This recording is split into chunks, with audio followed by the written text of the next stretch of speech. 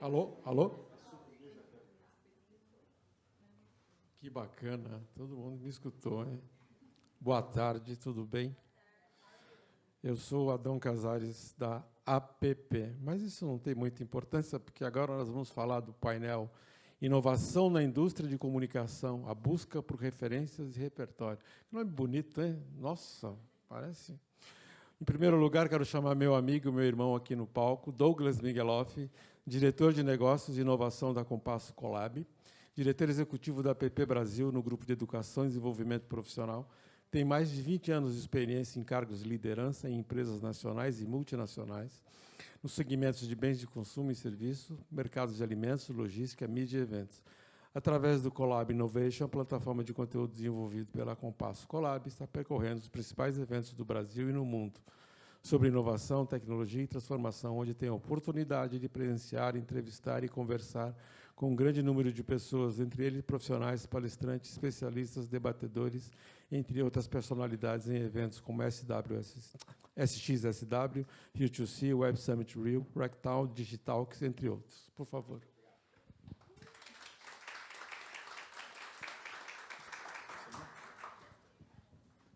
Fala um alô aí para ver se... Alô. Fechou. Isadora Ferraz, da White Rabbit, tá certo? Falei direitinho? Pesquisadora de futuros, nossa, mega cena, né? Atualmente atua como head de pesquisa da White Rabbit. Em seus mais de 7 anos de atuação na área, trabalhou na concepção e coordenação de projetos de pesquisa, de narrativas, tendências, tecnologias e comportamentos emergentes.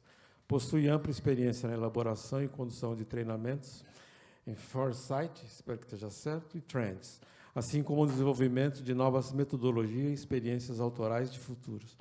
Através do letramento e sensibilização de futuros, procura realizar um trabalho de impacto positivo junto às pessoas, comunidades e organizações, inspirando a reimaginação radical de futuros através de abordagens verdadeiramente regenerativas, decoloniais, pluriversais e críticas. Meu Deus. Por favor. É para judiar de quem lê o texto.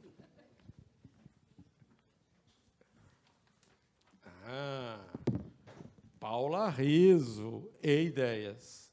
Profissional com 27 anos de atuação no mercado publicitário e sócia fundadora da consultoria de inspiração criativa e estratégica E-Ideias.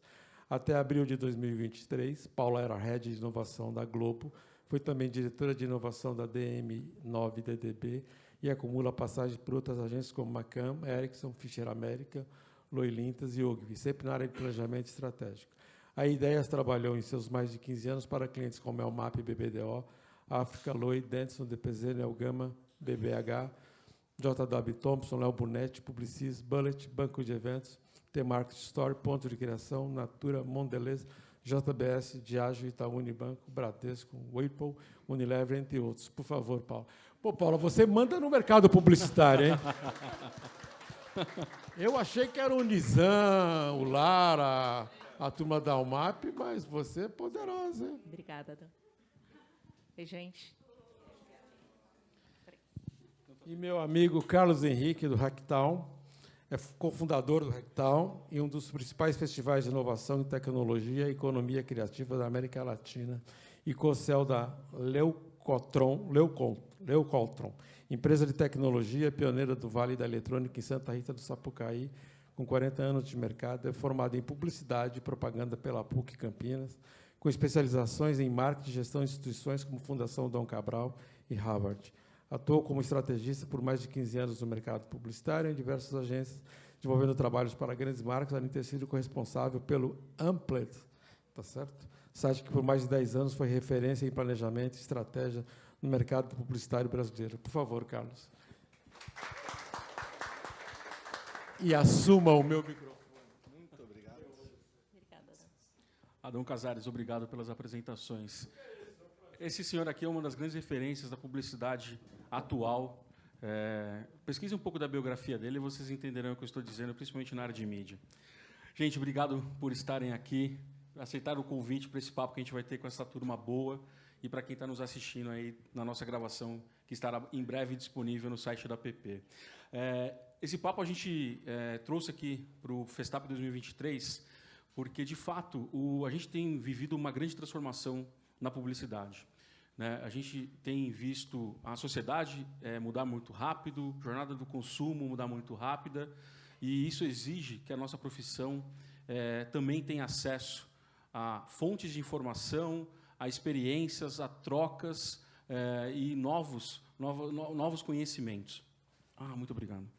E esse projeto foi criado na Compasso ano passado, que é o Collab Innovation, e a gente implementou esse ano em 2023, e a gente tem participado de muitos eventos de inovação. E algumas trilhas têm feito mais sentido para a gente, identificado como driver de conteúdo muito importante para a gente trazer para a indústria, até para poder gerar valor de campanha, valor para os nossos clientes e valor, obviamente, também para a nossa vida profissional e pessoal.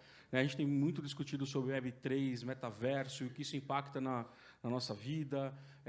Data virou a razão de ser, né, dos nossos negócios, das nossas atividades, passando ali por inteligência artificial no mercado de trabalho, IoT, junto com toda a parte de jornada de consumo, e que isso impacta nos nossos negócios, nos nossos business. Genética e implante de chips, que é uma coisa que tem trazido sobrevida, um poder muito grande da gente resolver questões relacionadas à saúde, né? E humanidades e propósitos têm entrado muito nesse tema, né? E aí a gente vai conversar um pouco sobre todos esses pilares e contar um pouco sobre como é que a gente vê essas iniciativas e quanto que Cannes ainda é importante, talvez, mas não é mais, talvez, o principal evento da onde a gente pode beber fontes. Eu queria compartilhar um vídeo, inclusive, que Isadora trouxe para a gente, porque, dentro de todo esse cenário, talvez perguntas sejam importantes para poder reimaginar cenários, né? Então, eu vou avançar aqui, deixa eu ver se vai entrar automaticamente. Vai. Sheilin está aterrissando no Hacktown e ela vai trazer as perguntas.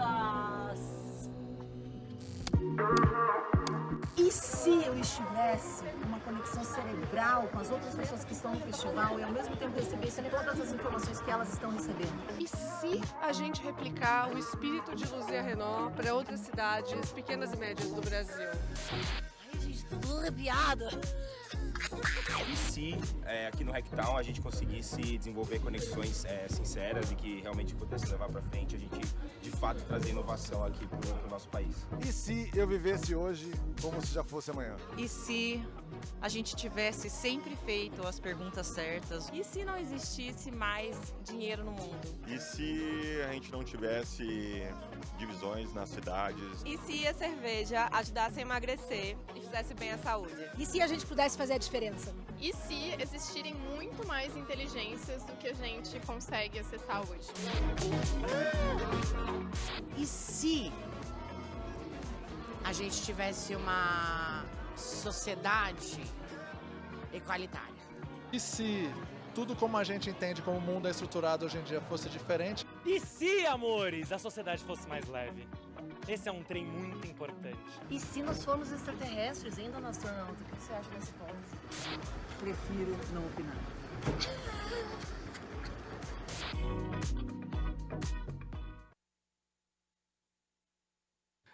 Vou começar até passando a bola para a Isa e entendendo um pouco, né? A gente tem falado muito sobre futuro, sobre cenários. É possível a gente construir cenários futuros e futurologia? E isso é uma ciência ou isso é um achismo? Oi, pessoal, tudo bem? Boa tarde. Acho que é parte ciência, é parte muito, sim, de subjetividade da pessoa que está pensando esse futuro. Afinal, né, todo mundo tem o seu próprio repertório, né, os seus próprios vieses. Mas a gente tem na White Rabbit muito uma coisa de que futuro, pensar sobre futuro, né, abrir espaço para pensar sobre futuro é muito mais sobre fazer perguntas, que é esse vídeo aqui que a gente trouxe para vocês, que a gente fez perguntas para as pessoas no Hacktown, né? Eu acho que a gente entende o futuro, futurismo, os estudos de futuro, muito menos um lugar de fazer previsões, né, previsões acertadas, né, e não, vai ser assim, ou vai ser daquele jeito, e muito mais um lugar para a gente abrir espaço para se perguntar e questionar. o que a gente quer para o nosso futuro, né? Entender que o futuro ele não está posto, mas a gente fazer perguntas. Então, é um pouquinho, sim, metodologias de foresight que a gente tem, é um pouquinho também visão, né, do que a gente quer como sociedade para o futuro, né, do nosso país e do mundo. Então, é um pouco de tudo, mas principalmente perguntas. Muito bom. Eu vou passar para o CH. O Hackathon ele surgiu como um evento de tecnologia e hoje ele evoluiu para um evento que traz inovação, tecnologia, transformação, e ele aborda várias disciplinas lá. Como é que é fazer curadoria de todo esse conteúdo e oferecer uma experiência para quem vai até lá que transforme, de uma certa forma, a vida da pessoa que chega, da pessoa que está saindo de lá? Bom, boa tarde, pessoal. Então, é uma pergunta interessante essa, porque, assim, né, com tanta coisa acontecendo no mundo, né, estava até pensando enquanto ela falava, né, que o Hackathon, na verdade, é um evento de opiniões, né, onde as pessoas estão opinando. Não é um congresso de científico, por exemplo, que tem coisas que muita gente se baseia nesses pontos para apresentar alguma coisa, mas são opiniões, né? E a gente, para estar buscando condições de futuro e tudo mais, cenários, imaginar, acho que tem muita imaginação também nessa história, né? É importante que a gente ouça muitas opiniões e tudo mais. E para fazer a curadoria do Hackathon é mais ou menos a mesma lógica, assim, né? Dificilmente vou sentar e fazer tudo aquilo sozinho, né? Liderando, por isso que eu falo, eu lidero a curadoria. Então, é o tempo inteiro participando de coisas, batendo papo com pessoas, lendo, buscando assuntos diferentes que saem da minha bolha também, né? Porque, assim, até brinco, né? Eu que venho também de publicidade e hoje trabalho com tecnologia, acaba sendo mais fácil com a pessoa que a gente convive e tudo mais, mas acabo tendo que sair também muito da minha bolha para ir dialogar com outras pessoas e, cara, o que está rolando aí no seu cenário e tudo mais. Pô, vou te conectar com uma pessoa aqui, e no fim sai uma coisa interessante assim, né? E então diria isso, que é fruto de sair da bolha, que eu imagino que é muito do tema também que a gente está falando aqui de forma macro, né? Boa. Paulo, a gente já trafegou por várias fases da indústria de comunicação aqui no Brasil e a gente percebe que nos últimos 20 anos muitas empresas ou foram sucumbidas ou deixaram de existir. Né? E a gente fala que a publicidade, né, a gente está até conversando, foi muito protagonista de inovação, né? Nos anos 90, nos anos 2000, ela foi esteve ali muito presente como protagonista desse cenário e, a partir de um tempo, ela deixou e foi perdendo essa atratividade, empresas foram ficando pelo caminho. Se nós, como profissionais, executivos e pessoas, olhássemos com mais atenção para esse tipo de curadoria de conteúdo desses eventos, você acha que o cenário seria diferente? Ou a gente pode recuperar essa vanguarda? Eu acho que, assim, eu sou uma pessoa otimista, e mais do que isso, eu acho que eu queria até complementar um pouco a fala dos dois. Eu acho que quando a gente pensa futuro, e tudo que a gente tem como projetado como projeção, né, sei lá, vai aumentar a temperatura, as pessoas vão ficar com escassez de comida, de água, tudo conspira contra. E eu acho que, assim, o nosso papel é tentar construir futuros desejáveis, né? Então, assim, um futuro onde a gente insere as novas gerações. Então, assim, acho que um dos papéis interessantes para a publicidade voltar a trabalhar mais fortemente é na construção desses imaginários e usar o seu potencial de impacto para a transformação. Então, assim, eu continuo indo a todos os festivais, continuo indo a Cannes, e, assim, o que eu gosto de ver lá? Eu gosto de ver que também, assim, está começando a virar chave. Tem muita empresa que faz comunicação ESG para cumprir um checklist. Tem gente que está aproveitando a sua exposição, seu poder de mobilização, seu poder de mídia para fazer a diferença. Então, isso eu acho que é uma coisa que é interessante, a gente pensar como é que a gente consegue cumprir um papel social, né? Então, assim, quando a gente está dentro da universidade, os cursos, na maior parte das vezes, não chamam publicidade, eles chamam comunicação social, né? Então, assim, a gente tem um papel, e eu acho que, assim, muitas vezes, até em função, né, dessa coisa, você fica muito ligado ao brief, ao job, ao cliente, e, cara, você esquece do seu papel social. Então, eu acho que, assim, hoje a gente tem uma sociedade mais empoderada, uma sociedade mais consciente. a gente ainda tem muita desigualdade, muita inequidade, como a gente, né, ouviu aqui falar. Cara, tem, mas eu acho que se a gente conseguir articular e trabalhar para essa mudança, aqui todos nós podemos ser agentes de transformação. Então, assim, acredito que sim, é com trabalho propositivo, é tentando construir uma narrativa de futuro desejável. Mas, assim, é onde eu quero me incluir. Eu acho que, assim, me sinto acompanhada aqui e espero que esteja acompanhada aí também, que eu acho que, assim, muita gente, né, pensando carreira, começando carreira, pivotando carreira. Então, é interessante poder pensar assim. Muito bom. Ô Isa, vocês estiveram lá no Hackathon com um workshop, praticamente, para falar sobre futuro, né? O tema, se não me engano, era Museu do Absurdo, Museu 2050. Do Absurdo 2050. Conta um pouco para a gente o que vocês levaram para lá. Vocês movimentaram uma grande massa de pessoas. O auditório lá da Inatel, se não me engano, são 800 lugares. Né? E estava lotado com gente para fora. Conta um pouco sobre essa dinâmica e essa provocação que vocês levaram para lá. Isso que a gente fez lá no Hackathon foi uma experiência imersiva de futuros. Foi quase um teatro, na verdade, que a gente fez, né? Eu não sou atriz, me coloquei numa posição de interpretar um personagem lá, onde a gente levou o público para 2050, a gente encenou ali fez uma encenação como se a gente estivesse em 2050, e a gente contava algumas coisas sobre como é aquele mundo de 2050 em que a gente estava inserido, né? Então a gente trazia alguns dados que a gente vê que trouxe de pesquisa, né? Porque o nosso trabalho é fazer pesquisa. Então a gente trazia alguns cenários como mudanças climáticas, devastação, sei lá, ambiental, mas também alguns aspectos positivos que a nossa sociedade ia evoluir, por exemplo, em questão de diversidade. A gente criou um cenário todo, né, macro, assim, e a gente contou um pouco essa história desse 2050 imaginado, né?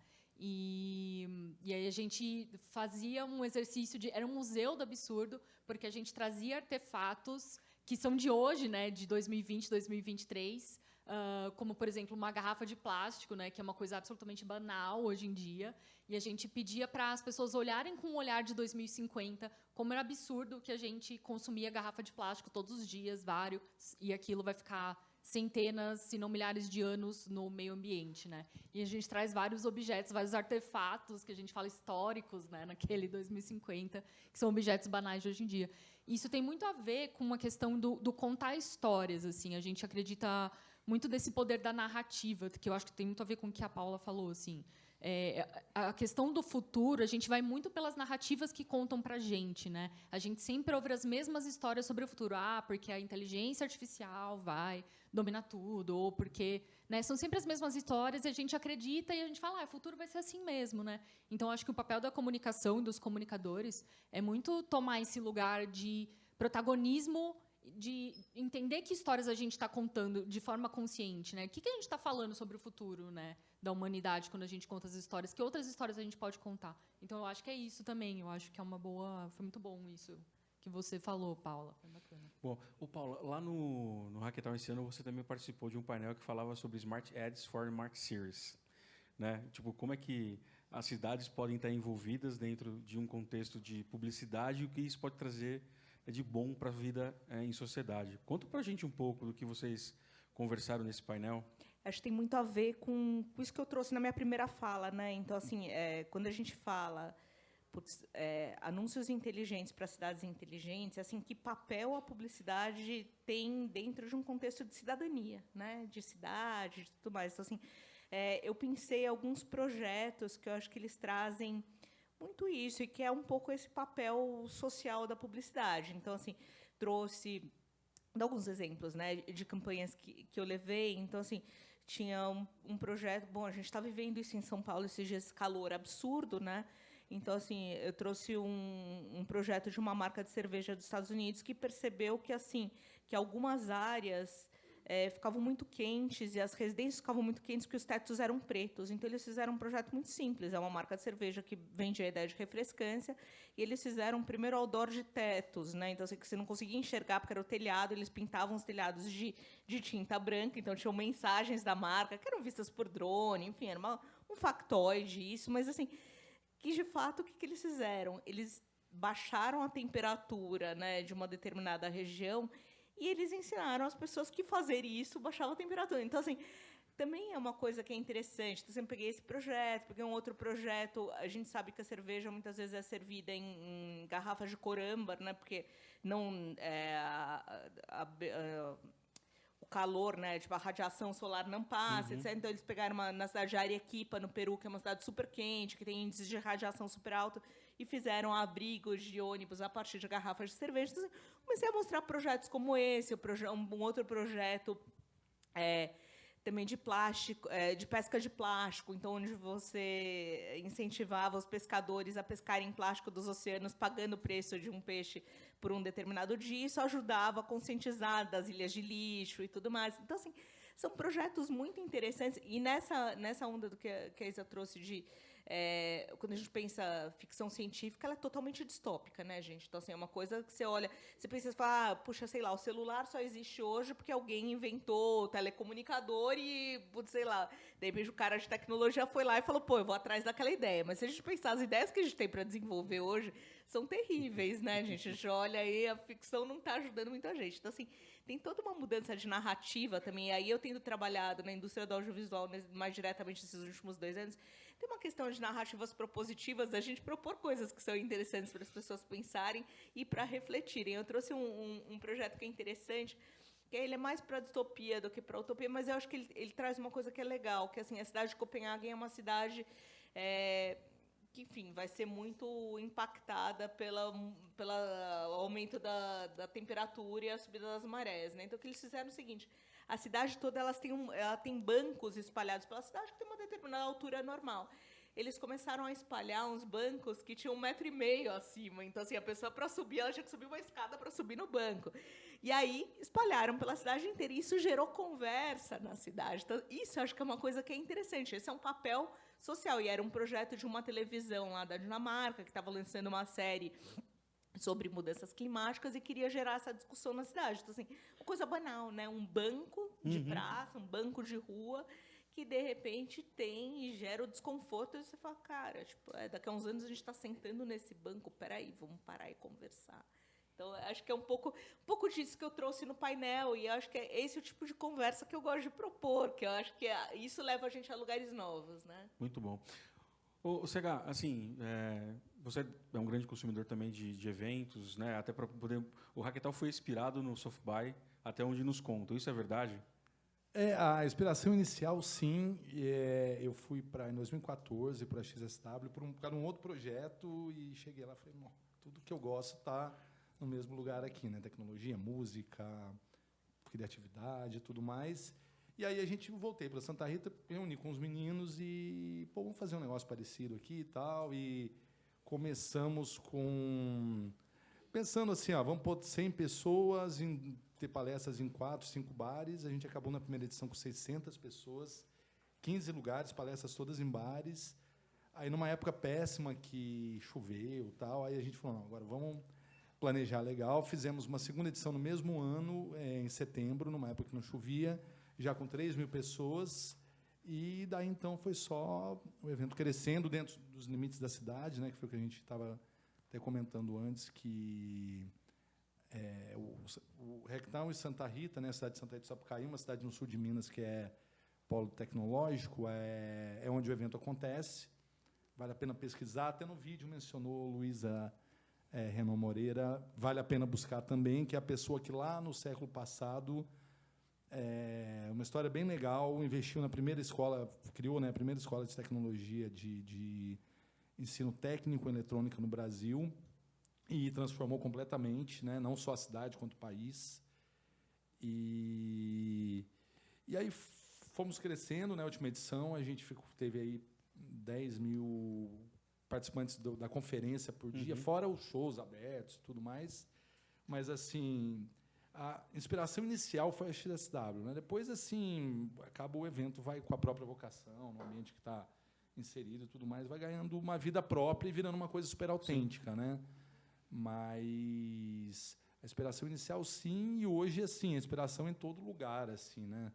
Até eu brinquei, a gente estava conversando, eu falei, a gente está indo num evento de skate depois daqui, por isso que eu falei, se beber em referências diferentes, assim, né? Dentro da... Que nem você falou, vocês falaram, na segunda-feira eu fui encontrar um amigo, que é um colombiano, estava aqui no Brasil, que trabalha numa ONG que faz um trabalho super legal de aproximar o meio científico do meio de empreendedorismo, justamente para resolver problemas, desafios climáticos, né? Então, é assim muito que a gente faz. Assim, estou sempre tendo que... Gosto disso, na verdade, né? Conversar com muita gente de áreas diferentes e tudo mais, e o evento vai nascendo assim. Mas respondendo a pergunta diretamente aqui, nasceu com inspiração na X. Vou fazer uma pergunta aqui, um Data Douglas aqui. Quem conhece o Hackathon? Ou já ouviu falar do Hackathon? Boa. Quem conhece a XSW?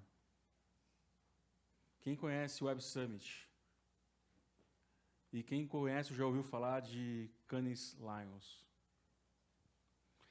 Esse é o meu ponto aqui. Então, assim, de fato, essa discussão é para isso mesmo, para chamar a atenção o quanto que a gente pode ir além no desenvolvimento dessas temáticas, porque lá também o número de participantes da área de comunicação no Hackathon eu vejo é muito pequeno ainda, né?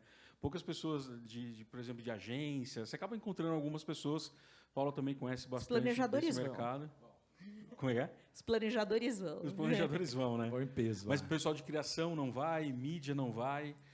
Criação começou a aumentar, eu não tenho aqui estatística, mas eu pauto até pelas pessoas que encontram lá, à medida que um pessoal tipo o Ícaro de Abreu, pessoa que saiu de criação, foi para a tecnologia, voltou tal, e começou a levar mais gente, né?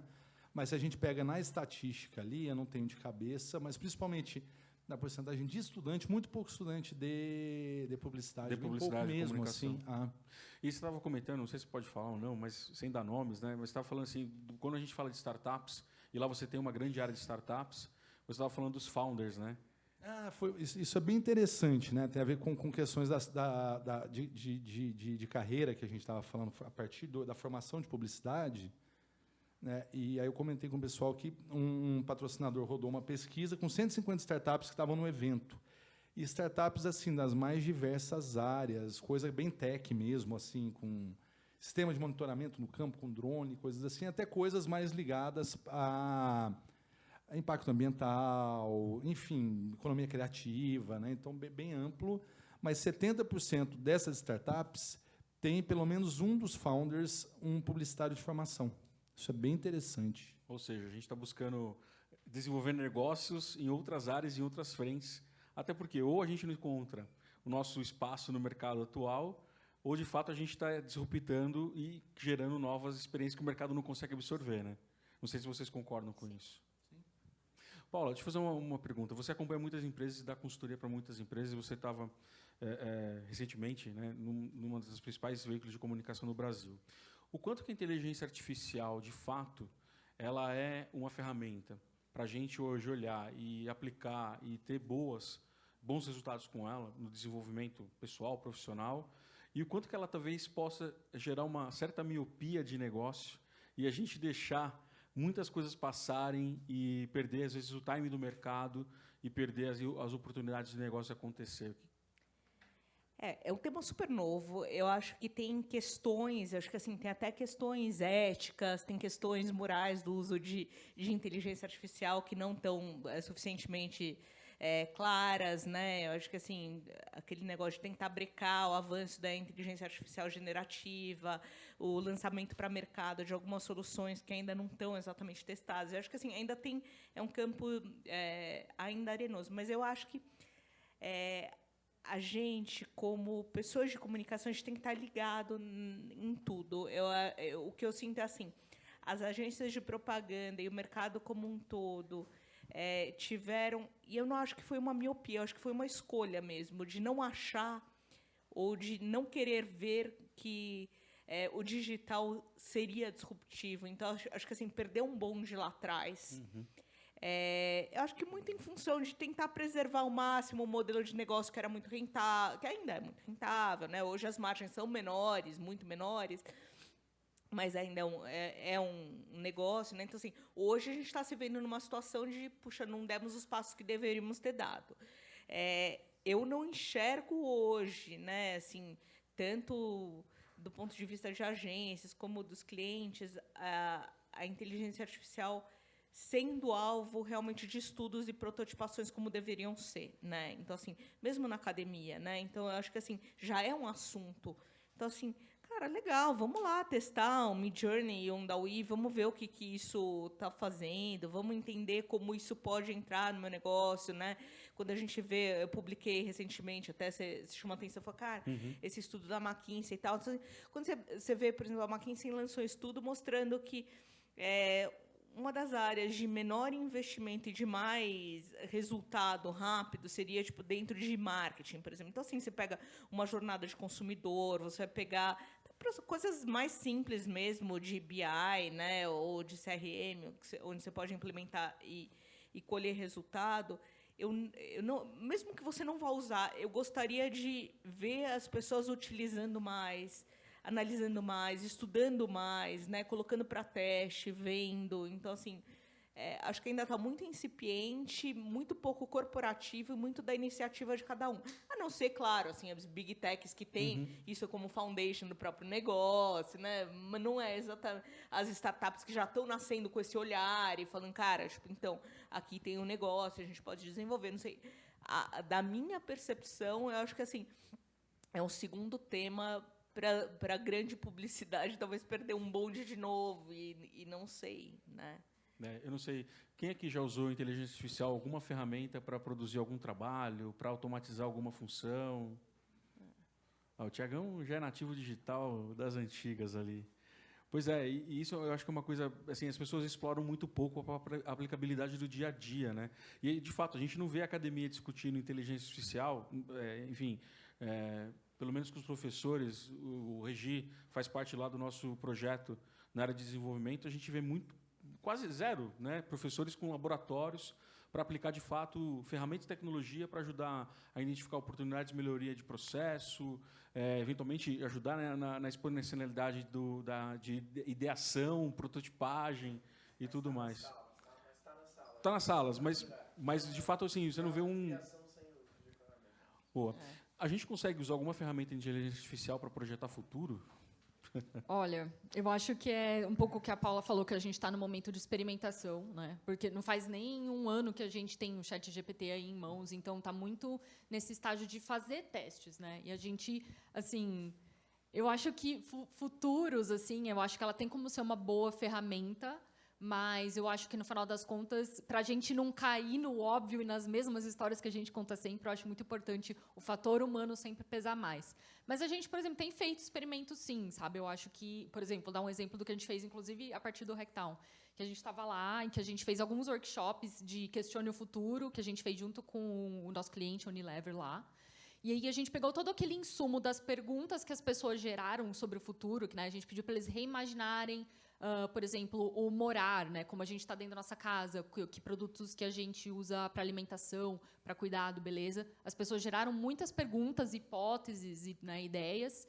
E a gente pegou essas coisas e a gente, estudando os prompts ali, pediu para o ChatGPT ele gerar sugestões de próximos passos. Que novo produto, por exemplo, a empresa poderia colocar no mercado que suprisse essa nova necessidade ou essa nova ideia, né, essa outra coisa que está sendo reimaginada. E, assim, claro, os resultados, às vezes, alguns saem bons, alguns saem mais ou menos, mas é meio isso, entender essa ferramenta como um assistente ali que você tem, né? Trazer ela para o seu dia a dia, trabalhar com ela, né? Não esperar que ela dê as respostas, mas usar sempre, assim. É algo que a gente tem feito e tem sido legal, assim. Lá no Hacktown, você como curador ali de todo o line-up que é montado, você tem ideia de quantos por cento inteligência artificial representou esse ano de conteúdo dentro do Hacktown? Diretamente foi 20 e poucos %. Indiretamente chega a 50%, que a gente brecou um pouco, porque se deixaram o evento inteiro, né? E como estava vindo uma onda de vários eventos, com muito sobre isso, a gente falou, não, vamos... Inclusive, a gente fortaleceu muito a questão de tecnologia ancestral esse ano, né, para fazer um contraponto interessante. E a gente teve um viés muito forte também de, assim, não só apresentar ferramentas, né, ou pesquisas, tudo mais, tem uma outra camada muito presente também, muito pesquisador e tudo mais, mas, assim, a gente puxou muitas discussões sobre como o humano, como nós podemos andar lado a lado com essas tecnologias, a inteligência artificial é uma delas, né, e tê-las trabalhando para nos ajudar e não o contrário, né? A gente servindo a... E aí entra toda essa questão de futuro, se envolver. Aí isso acaba permeando muita coisa. Então, vamos botar assim, que diretamente 20 e poucos %, indiretamente 50%, mas assim, em termos de raciocínio pela existência disso, por onde as coisas podem rumar, é praticamente 100%. Né? Eu tive uma experiência, não foi esse ano, foi ano passado no Hackathon, que inclusive mobilizou a gente lá na Compasso, que foi um tema ligado a gêmeos digitais. Todo mundo compreende o termo gêmeos digitais? Tem noção? Não. Gêmeos digitais é tudo que você consegue espelhar de algum ponto de vista físico, né, seja ele serviço, produto, e você materializar isso dentro do universo digital, né, através de uso de sensores, de replicadores. Então, o exemplo que a gente estava lá era um professor, salvo engano, da Inatel mesmo, pós-doutorando dentro dessa tecnologia de gêmeos digitais, e ele estava aplicando os gêmeos digitais dentro de um cultivo de mangas. Todo o monitoramento da cadeia de distribuição de mangas era feito através de gêmeo digital.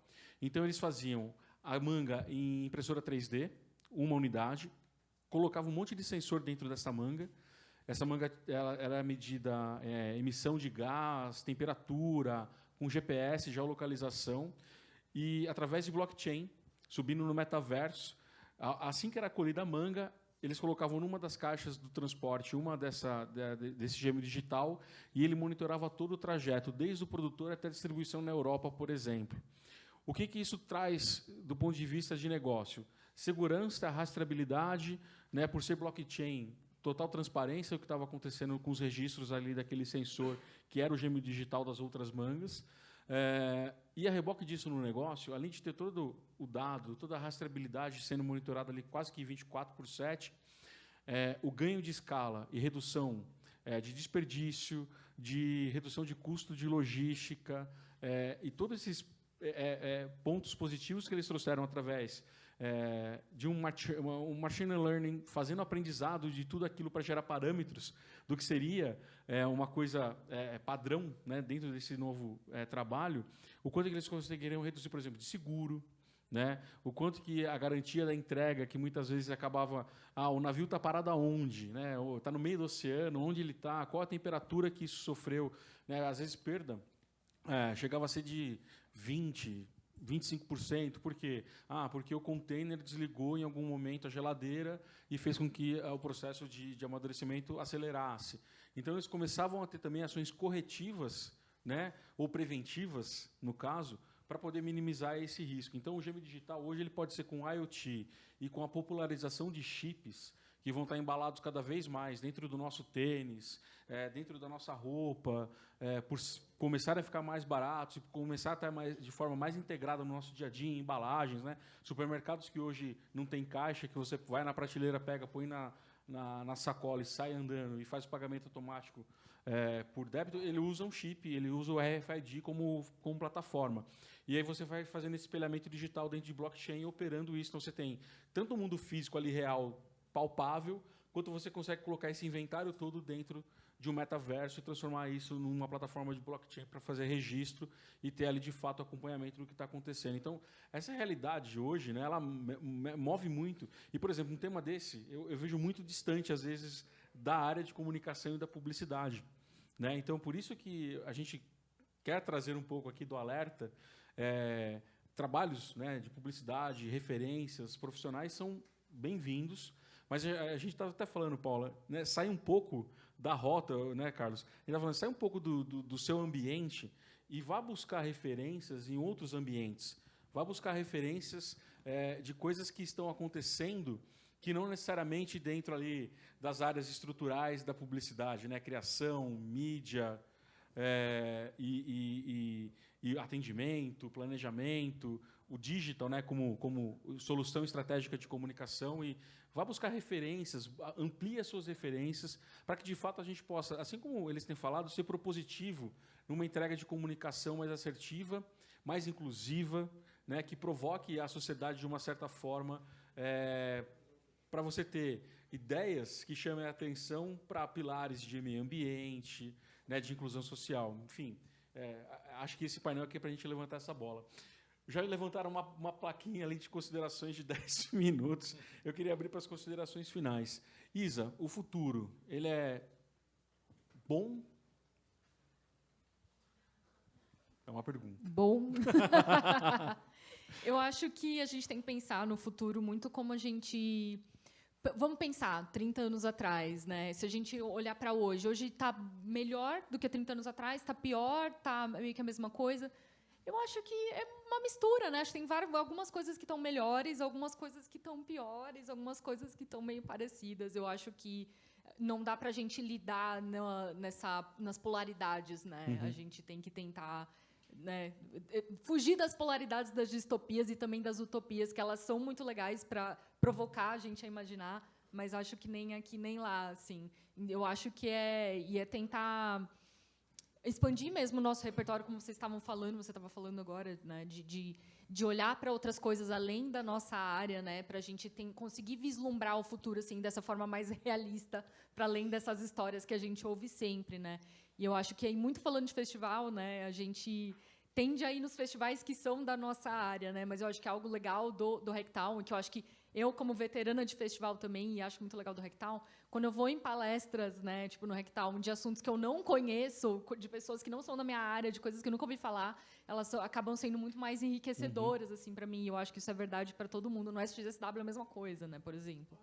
E aí eu acho que, considerações finais, eu acho que a gente precisa de todo mundo para imaginar esses futuros juntos. A gente precisa que todo mundo participe, a gente precisa que todo mundo se envolva nessas conversas, até sobre IA. Se a gente quer que o nosso futuro com a inteligência artificial seja melhor, a gente tem que colocar todo mundo nessa conversa, todo mundo co-criando essas tecnologias. Então, a gente tem que participar de todas essas conversas sobre futuro, tecnologias ancestrais também.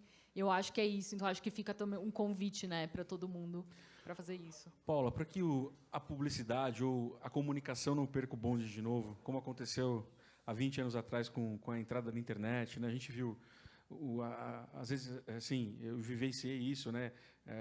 Veículos de mídia impressa ignorando o digital, falando que isso era uma marolinha que, enfim, acabou com o meio impresso de uma certa forma, né? Teve que se transformar, teve que se reinventar arduamente. Para que a gente não perca esse bonde de novo dentro da área de comunicação e dentro da publicidade, o que você acha que...